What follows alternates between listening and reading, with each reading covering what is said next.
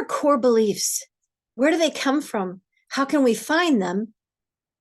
And how can we rewrite them? Hi, my name is Susie Porter, and I help women rewrite their lives so they can write their happily ever after. We hear a lot about core beliefs or subconscious beliefs or hidden beliefs. And I want to demystify that a little bit because there's so many teachers out there, it can get confusing. For so many years, I didn't understand what even my subconscious was. And really, to simplify it, our subconscious mind is in some ways can work for us, right? Our subconscious mind are all the things that got downloaded in our early childhood. I've done a lot of research about this, and so people don't agree, but it's either birth to 5, birth to 7, or birth to 9, take your pick. All those things that we don't think about consciously, they're buried. They are buried. And a subconscious belief can be a positive thing. Like we don't have to intentionally, deliberately think when we're walking down the street, okay, right foot, left foot, right. Why? Because it got downloaded how to walk. We just know how to walk. We know how to talk. We know how to breathe. So subconscious beliefs serve a purpose. They can be good for us. And you can have healthy ones. Like if you grew up and you were loved and cared for and your needs were met, you have the subconscious belief, I'm safe.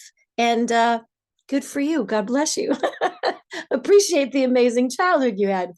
But for those of us who maybe downloaded some perhaps not so positive unconscious beliefs, those beliefs can sabotage our success. And you don't even know why. How many times have I been, at a party or something, or I remember in my 30s and 20s when I would hang out with my girlfriends and be like, why do I keep dating that same guy over and over and over? Why do I keep making the same mistake over and over and over? That is a red flag that it's an unconscious belief. So how can we find them? Well, my human friend, I'm telling you from my heart, the way to find an unconscious belief is you've got to develop some kind of spiritual practice, even if it's just journaling, taking some time every day. And for me, and a lot of people agree, for me especially, I agree, the morning is the best because that sets the tone for the whole day. Keep track every day. I've mentioned before in videos that I used to have terrible depression. And one of the things that got me out of it, and one of the things that keeps me out of it, is journaling. Emotions don't just pop out of nowhere. They come as a result of a thought or a belief. And sometimes feelings can just come on, but usually if you journal about, I feel sad because, or I feel angry because, you can investigate your thoughts. So that's one practice that is very good to help you find unconscious limiting negative beliefs, is to journal.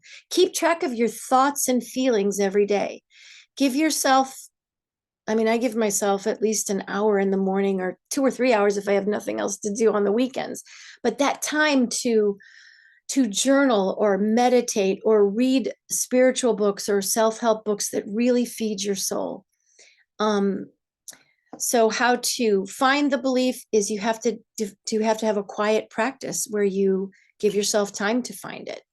And where do they come from? They come from our early childhood. And how can we rewrite them?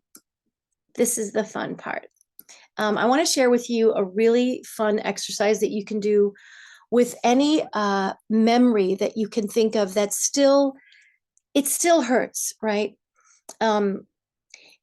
The power of our subconscious mind is that it doesn't know the difference between what's actually happening in the 3D world or what we're just imagining. Your body will react. If you're having a scary dream, your heart beats, you might sweat, it might wake you up because your body doesn't know it's not real. So that's the power of this exercise.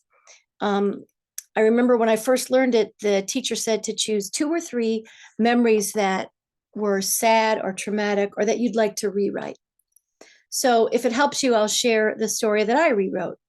I went back to a time in my childhood. I was 5 years old and my parents were having a terrible fight. And when I rewrote the story, My parents were fighting, and I wasn't just a little girl scared. No, no, no. I had purple hair, fangs, claws, a cape, boots. I kind of looked like Emma Peel from the Avengers. Google it. Or like, Wonder Woman. And I said, cut it out, stop it, sit down. And I said, how dare you fight like this in front of a 5-year-old little girl? Sit down on the couch, work this out. And the really fun, juicy part of this, for those of you who are creative or sensitive or artistic or writers, this is so fun.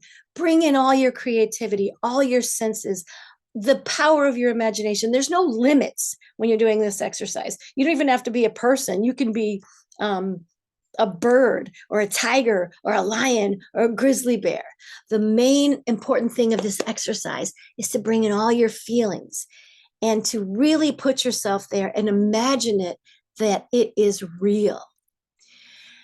And see and notice how you feel when you think of that story. To this day, that story doesn't hurt me like it used to. And that story hurt me for decades unconsciously. The whole power of bringing light to our unconscious hidden beliefs is that we can reprogram them. Our brains are just like computers. And in our early childhood, all the files get downloaded, all the negative beliefs, all the positive beliefs, everything. And if you're suffering from any kind of patterns or looping, ruminating thinking, it might be an unconscious hidden belief.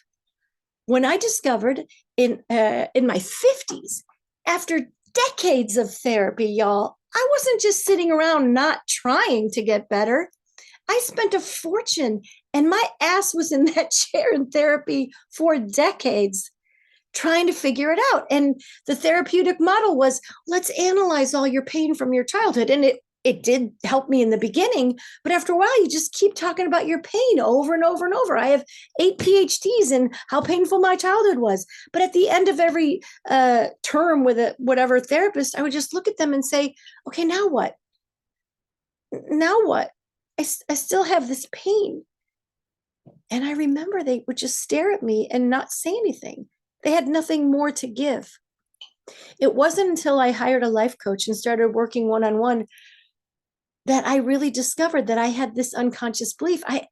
My therapist never even talked about unconscious beliefs. So develop a spiritual practice, find your unconscious beliefs, start to journal, notice your thoughts. And when you find something that brings you pain or a story, you can rewrite it. You can see it differently. No matter how painful or traumatic your childhood was, you survived. You're here.